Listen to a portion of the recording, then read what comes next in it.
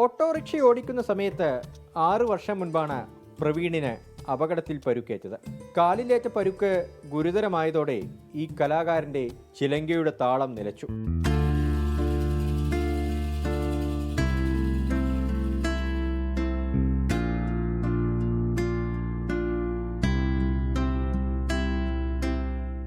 സ്വപ്നങ്ങൾ മുറുകെ പിടിച്ചുള്ള കാത്തിരിപ്പിനൊടുവിൽ പ്രവീൺ വീണ്ടും ചിലങ്കയണിയുകയാണ്.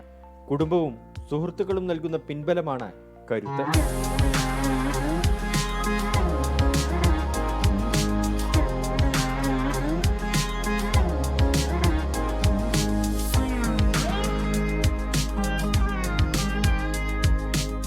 വല്ലാതെ വിഷമം തന്നെയായിരുന്നു.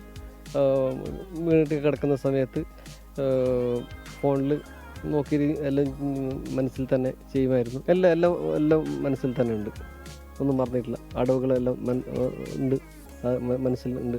കുട്ടികൾ ഒന്നുകൂടി പഠിപ്പിക്കണമെന്നുണ്ട്. ചില അധ്യാപകർക്ക് അവരോട് പോയിട്ട് ഒന്നുകൂടി എനിക്കും പഠിക്കാനുണ്ട്. തെയ്യം കലാകാരൻ കൂടിയായ പ്രവീൺ നൃത്തച്ചുവടുകളുമായി മുന്നോട്ടു പോവുകയാണ്.